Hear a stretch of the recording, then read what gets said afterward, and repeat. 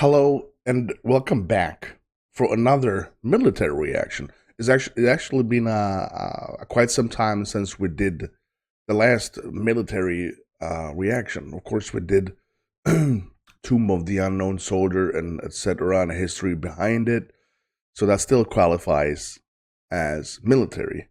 But we're gonna go directly right into something completely new, at least for me. I know it's pretty much maybe over a year ago, maybe even more than that. But the one we're going to check out today is the new stealth bomber that is belonging to the United States. This is the B21 Raider. And to my knowledge, it actually has there's another B. Sorry, I'm blanking out here because this one is of course replacing one of the other Bs. But I can't remember which one it is now. It doesn't really matter. As you can see, it's super bright here, and the sun is actually out, and it's kind of a nice weather. So here I am making YouTube videos instead of actually being out, soaking up some sun. Here I am trying to block out every shred of light. But as you can see, it's not a studio. It's my living room I'm currently sitting in. If you do enjoy this, I want you to smack the like button because that is a good thing. It helps me out a lot. And if you do enjoy what I do, hit subscribe. I would greatly appreciate that. Before we watch the video, I would like to thank the awesome people of Recky, the channel members, and the patrons. Thank you so much, guys. It means a lot to me. And of course, we have a shout out to the Supreme Tier donators over by Patreon and of course on YouTube membership. Thank you, guys. I salute you. And of course, we have personal shout-outs to the ultimate supporters, only available on Patreon: Deja, Walt, Tammy, Roni, and Dwayne. You guys rock. Thank you. All right, now let's find out something really cool about the B21 Raider. Prepare your goosebumps because America has a new stealth bomber. And it is the coolest aircraft ever made. Flying at an altitude of 50,000 feet, it's invisible to radar, as well as the naked eye. With hundreds under production, this now-built bomber will be the new face of the US Air Force bomber fleet for generations to come. And if it hadn't been built, Northrop Grumman might have to walk away from military aircraft forever. This is the incredible next-generation bomber and the tale behind it, the B21 Raider. Less than a day ago, Northrop Grumman revealed the brand new B21 Raider. Now, first of all, it looks like a fly. Was known to the press, and thanks to program specifications, rumors, and expert analysis, we have a pretty good picture of what it is. But this is the first time that the aircraft has actually been wheeled out of the hangar and into the public eye. And so some of this video might be slightly off, including any 3D that we have done ahead of time. After all, we couldn't exactly nail this aircraft without seeing it. This is what we know about its performance so far and how it compares to its predecessor, the B2 Spirit. Okay, that's cool. There's another one. He can actually say this. This is the B2 Spirit, as you can see on the tail here. Doesn't look the same. And how it compares to its predecessor, the B2 Spirit. Yeah. It will be able to fly up to an altitude of 50,000 feet, the same as the B2, and potentially up to a higher 70,000 feet, putting it out of reach of most other aircraft. But unlike the B2, it has a much lower armament, being half the size and carrying only around 30,000 pounds of weaponry. The reason for this was to go the quantity route rather than the quality, which will make a ton more sense later in the video when we talk about how this amazing aircraft was built. Interestingly, during the procurement phase, it was recommended that this bomber be a UAV and piloted remotely. But as it has a nuclear mission, generals were reluctant to take pressing the button out of human hands. Jesus Now, Christ. fascinatingly, the real-life version that was revealed was actually painted white. Or so what we're led to believe. It might be paint, or perhaps a state-of-the-art camouflage material that is next-generation stealth coating for military aircraft, like we saw with the Chrome Raptor. Plus, there are no visible seams on the aircraft shown in the unveiling ceremony, possibly suggesting a new advanced material that allows sensors, communication antennas. First of all, look at that cockpit. I mean, holy crap. What is this? Did you guys get help from aliens? That's my first question. Did you guys get help from aliens doing the B21 Raider? And air data systems to be built directly into the airframe. This stealth bomber also has a fully digital platform, meaning all the components can be swapped out and upgraded at any time. No decade refurbishments or advancements, but simple updates that are added now and again. We also didn't see the back of the plane, so the propulsion is practically unknown at this point. Whilst it's very strongly hinted that it has 2 engines fed by the 2 dorsal intakes, it's not out of the question that there are actually 4 engines on board. Again, everything about this jet is classified. Now, you're probably wondering, Nick, why on earth is the US military even showing the world this new aircraft if it's supposed to be a classified stealth bomber? Well, it's because of the New START treaty signed with Russia. If a new nuclear-capable strategic bomber enters the game, disclosure is needed. In fact, Russia could even demand to see the plane at the base under the rules. And so if we're telling all to Russia, we might as well let the public know too. Is that the same thing now? I don't think so, to be Although honest. we can't rule out that it's a great opportunity as well for America to roll out some badass new plane and show the world that they're still mighty and kicking. And the best part is, this jet is cheap. At 692 million US dollars per plane, it's the cheapest new bomber for America in a long time. Wow. And employing well over 5,000 new engineers to build the 100-strong fleet at Northrop Grumman. It's a fantastic push for the world of aviation. So how did we get here? Let's deep dive and recap the incredible journey of the B21. It's very cool. You can show it again, my friend. Sorry. I want to say this is the Found and Explained channel. If you want to check it out, go ahead and check the description for the link. In mid-2009, the US government realized that it had a serious problem with its bomber fleet. So far, they had the indispensable 50-year-old B-52 for ground pounding, the B-1 Lancer for quick strikes, and the B-2 Spirit for stealth attacks.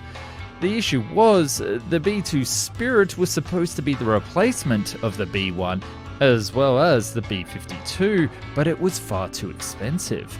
Coming at the cost of $2 billion each, only 1/6 of the fleet of 132 aircraft. So why is that? So why is that $2 billion per aircraft, and they can actually make a better plane with a fraction of $2 billion were ever built? This bomber gap meant that by 2037 there would be a huge shortfall in capacity and capability of the US Air Force as these aircraft were Bomber retired. gap, guys. The military thus had 2 paths forward: restart the awfully expensive B-2 fleet or build a brand new aircraft. The Air Force decided that both a manned and unmanned long-range strike bomber would be required going forward, and that could perform intelligence gathering, surveillance and reconnaissance, as well as sending an arsenal of freedom anywhere in the world. But it would also have the strict requirements that this new aircraft be affordable enough to produce in the numbers to replace the aging, older bomber fleet, and to be made out of existing technology so it could be created as quickly as possible. But getting the funding for this aircraft would prove to be much harder than initially thought. To beat the upcoming bomber gap and build a new fleet of 100 aircraft, timing was of the essence, and the US Air Force needed a ton of money fast. We've got to have money. In 2012, the Obama administration planned an expenditure Oh my God. I nearly choked on my coffee. I wasn't prepared for that. $3.7 billion for this next generation bomber project, but politics being politics, it was stonewalled as too expensive and that there wasn't an urgent threat for this aircraft. To overcome this, the US Air Force looked at ways to cut down the costs of the program. Components such as engines and radars could be bought off the shelf or simply taken from the existing F-35 program. They also did something rather clever. The Air Force asked for far more resources than needed, approximately $292 million in 2011, so when the eventual budget cuts came, the bomber could continue. Finally, in August of 2013, the project got its allocation thanks to a reduced program requirements and difficulties in the F-22 Raptor program, showcasing an ability gap in the current Air Force. But believe it or not, it was the rise of China that finally got the budget on the table. Experts believe that China would overcome the stealth of the B-2 bomber by the year 2020, and stealth was America's pride and joy. And as the B-21 was a stealth bomber, it would be given all the money required to keep that edge against the Asian That's a drone rival. right there, though. With the funding sorted, it came... Right, that's just the China Aerospace Science and Technology Corporation, and that's a drone, right? Holy crap. I love that we compete against each other in countries, nation versus nation, and as long as we do it because of showing how good we are and not preparing for World War III, I would be fairly happy. Hope that is the case. Came down to selecting someone to build it, and it was time for our usual suspects to step forward. Why is it when something happens, it is always you three? Yeah. The year is 2014 and the heat is on between two rival bids to build this bomber. In one corner, we have Boeing and Lockheed Martin, who decided to team up with the former, bringing bomber experience, and the latter with their stealth technology. And in the other corner was Northrop Grumman, who was still riding on the success of the B-2 Spirit. Now, this was a bigger deal than you might think. With fewer Air Force projects going forward and bigger gaps between contracts, whoever lost this program might have to shut down their military production lines forever. Oh, wow. What's fascinating at this point is that there were actually two lines forever. What is that? Tongue click. What's fascinating at this point is that there were actually two proposals for this bomber, but as it is all top secret, we only have rumors to what the Boeing-Lockheed proposal actually was. This concept was believed to be a much longer delta wing shape with an extended nose like the SR-71. It looks like a paper airplane. Look at that. It just looks super flat.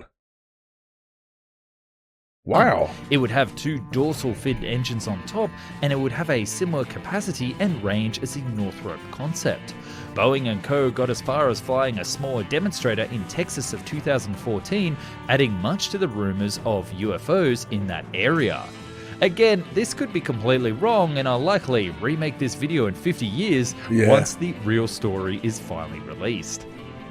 On the other hand, Northrop would turn in a little project that they were working on called the 2025 passenger cargo concept. Looking at the initial reports, you can clearly see the similarity to the B-2 and to the eventual B-21. Clearly, Boeing and Lockheed had the capacity and experience to build this craft, and they even saw themselves as the safer choice. So why did they lose the contract? Well, it turns out that Boeing bit the hand that feeds them with a little-known story called the Boeing Next Gen Tanker. Long story short, Boeing's mishandlement of the refuel fleet and embarrassment in failing to meet the deadlines made the Department of Defense cautious to even consider them. It's from here that our story goes quiet and very little was hinted at. The Air Force would release several renderings of the B-21 leading up to the eventual reveal that showed it as a smaller, more flexible B-2 bomber. After all, it makes sense. It's supposed to be cheaper, deliver nuclear weapons, fit into normal hangars, and utilize existing technology. And with the B-2 being the last advanced bomber, it just makes sense that Northrop Grumman, who built it, won the award. And there you have it. America has a new bomber fleet on the way, one that is far under the existing cost of previous generations and will keep the US freedom delivering for many years to come. Oh, and if you're waiting for a shot of it taking off into the sky, I'm afraid you'll have to wait until next year. What do you think? Does the bomber look like the aircraft you're expected to see? Let us know down in the comments. And thanks for watching. I'm 100% sure that there is a video out there. I'm looking at it on the suggestion side, if there's anything out there. And for the love of God, if there is a video, I can see this. The video is more than a year old. So what happened? The B21 Raider, is it in effect? Is it actually out there? I can see there's a why U.S. enemies are scared of.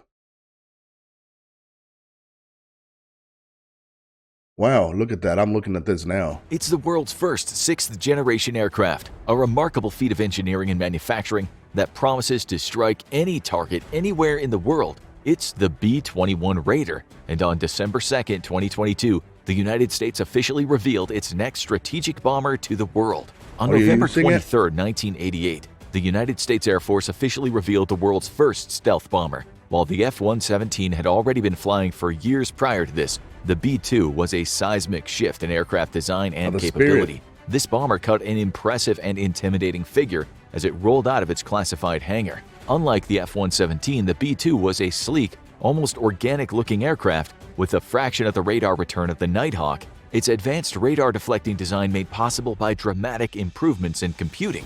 Advances in radar-absorbing materials also made the B-2 significantly stealthier than the F-117, and thanks to a tailless design, its classified radar cross-section is known to be smaller than even the younger, more agile F-22. At its official reveal ceremony, Air Force Secretary Edward C. Aldridge Jr. commented, "We are not just rolling out America's newest strategic bomber, we're ushering in a new age of strategic deterrence." The B-2 was an aircraft built specifically to fight the most terrible of wars, an airplane designed... Well, the key word is deterrence. That's what we're always talking about, at least a few of my videos. That's what we're focusing on. It's definitely the deterrence. Not we're going to bomb the crap out of you. It's not that that's not what we're after. And I really hope that this video shows a bit more flying, maybe some revealment, something like that. I love the first video. It was a bit mysterious, what's going to happen. This video we're watching now, and this is from the channel The Infographic Show, which is a fantastic. I already subscribed to this one, so we want to check that out too. Go check out the description for this one, and hopefully we actually can see a bit more action of this one.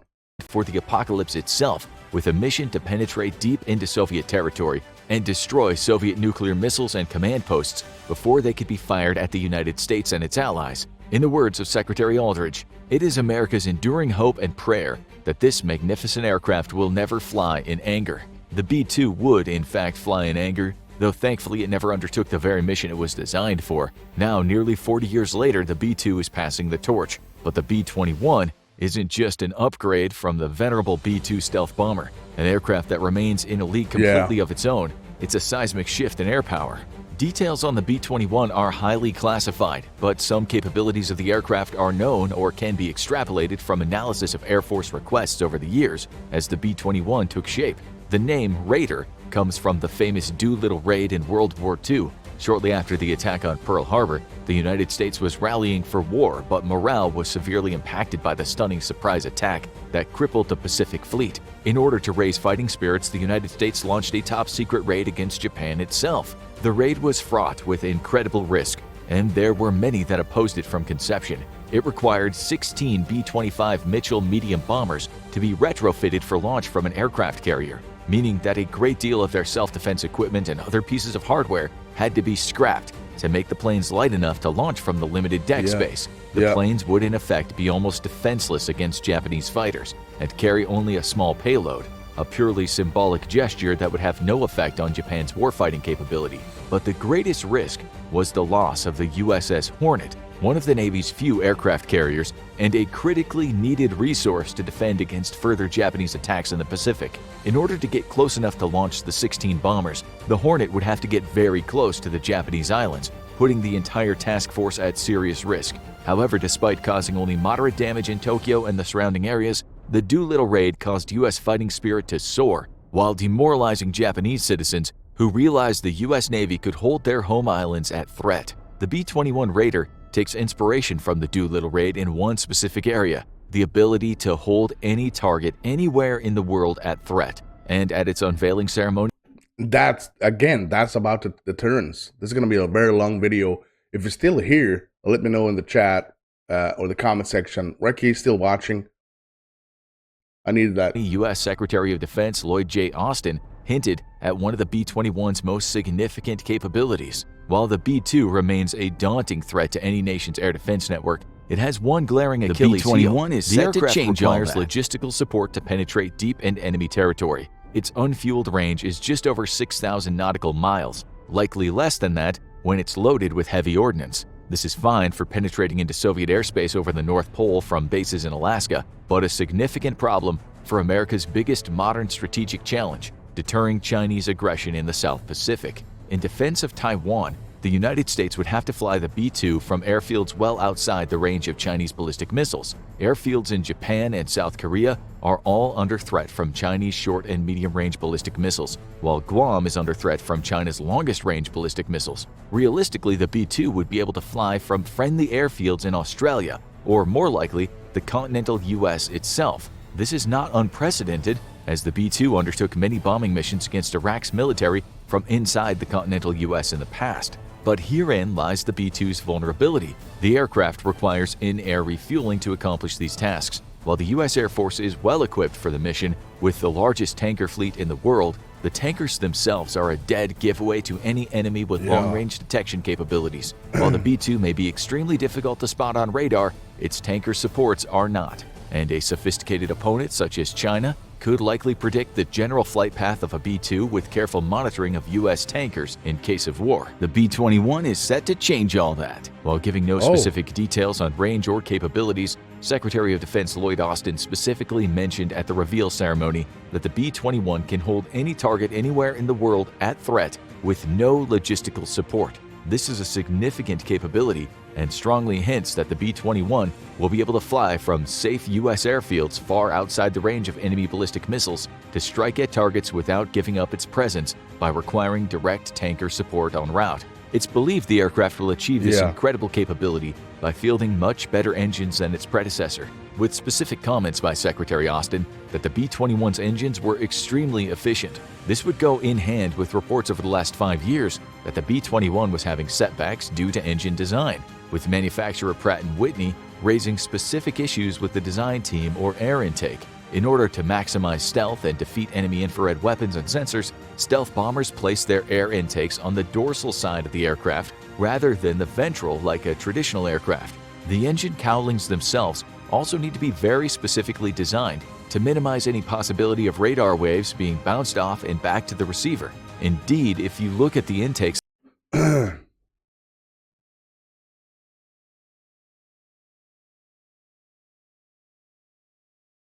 wow, I'm sitting here with goosebumps. This is actually one of the first videos I actually do in depth about anything that is military equipment or aircraft or vehicles, whatever you want to call it. This is something I really want to do. I don't know why I have such weird interest in military equipment. And the key word is always deterrence. Of the engines on the B-21, you can see just how much smaller they are in comparison to the B-2. But stealth means less airflow, which means less efficiency, and this becomes a critical concern when the aircraft is believed to fly in excess of 60,000 feet. Flying an estimated 10,000 feet higher than the B-2 makes the B-21 harder to spot, harder for missiles to maneuver for a hit, and more efficient to fly, as it experiences much less air resistance due to the thinning atmosphere, which in turn means a much greater range. But a thin atmosphere also means less oxygen for combustion, which normally necessitates larger air intakes. How the B-21 managed to solve this paradox remains unknown, But the Wow. U.S. Secretary of Defense was confident in boldly proclaiming the B-21 would be able to hit anywhere in the world without obvious logistical support. What this likely translates to is that the B-21 will indeed be able to strike targets from airfields outside the range of China's ballistic missiles, but will likely need to link up with a tanker on the leg back home, at which point the mission will be accomplished so stealth is no longer important. Speaking of stealth, the B-21 is set to change the stealth game as we know it. Here details are so classified that if we knew specifics, our challenge guy's next challenge would be surviving Guantanamo Bay. However, while the US will likely never reveal any details on the B-21 stealth features, indeed, in nearly 40 years, it hasn't shared so much as a sentence on the B-2's own characteristics. What we do know is that the new bomber enjoys almost 4 decades of advancements in material science and computing over the B-2. The stealth coating on the skin of America's stealth aircraft have all been evolving over the years. Not content with the progress they've made so far, U.S. defense firms have continued to advance material science to provide ever more capable stealth coatings for U.S. stealth fleets. The B-2 of today is significantly stealthier than when it first took flight, but without rebuilding each airframe from scratch, its fundamental upper limit on stealth capabilities has a hard ceiling due to the very materials it's built from and how they're manufactured. It's believed that today's stealth materials on the B-2 can absorb up to 90% of electromagnetic energy, and the B-21 might be able to surpass that. Secretary of Defense Austin was confident in the B-21 stealth, remarking that even the most sophisticated air defense systems would struggle to threaten the Raider. However, they may not have to if the aircraft is simply too expensive to even fly more than select missions. And this might just be the most revolutionary feature of the B-21. It is cheap. Well, cheap compared to the B-2. The U.S. military has refused to comment on the cost of the B-21 as it prepares to begin procurement starting So far, we don't have a lot of different information, but I'm loving this. in the mid-2020s. However, the aircraft has a must-not-exceed price of around $600 million, meaning the Air Force has set a very hard limit on just how much it'll pay Northrop Grumman for each airframe. By comparison, after adjusting for inflation and R&D, the B-2 today would cost a whopping $4 billion per airframe.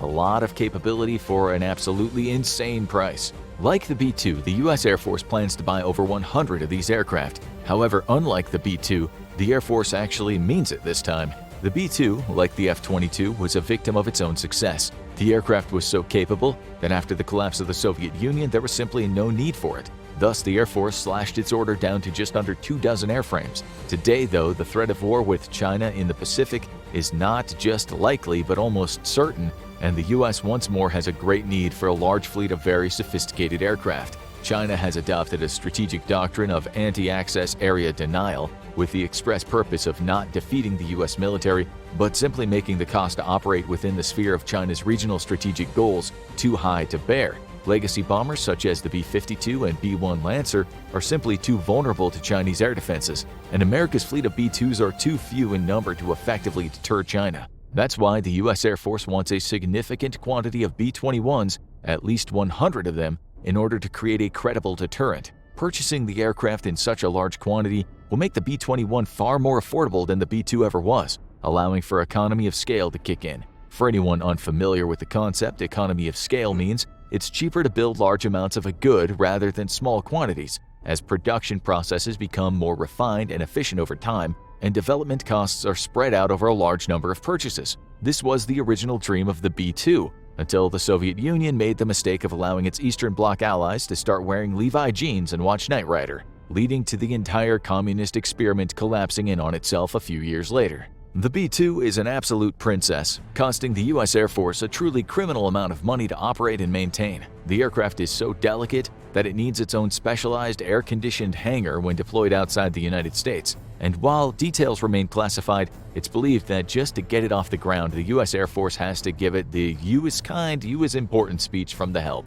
The B-21 is designed to be far more robust and capable, with Secretary Austin promising that the aircraft is the most maintainable bomber ever built. U.S. Air Force mechanics would be right to be skeptical of the claim, as stealth aircraft are notoriously delicate and require intensive and costly maintenance to operate. This is largely due to the special stealth coating, with current stealth fighters limited to only short supersonic sprints under threat of burning off their stealth coatings. Advancements in stealth coatings, though, make the B-21 much more robust, And indeed, there are rumors of a brand new stealth coating developed recently that is not only cheap, but much easier to apply to aircraft even when deployed in austere conditions. The B-21's greatest strength, however, might come from its adaptability. Starting in the early 2000s, the United States military identified a key deficiency in its weapons acquisitions programs. Simply put, technology was evolving so fast that by the time a weapon system went from initial proposal to operational status, a process that could take decades for things such as aircraft,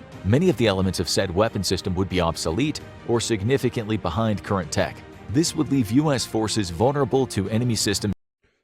Just picture that if you start a project with a new generation stealth bomber, how fast does that technology go obsolete?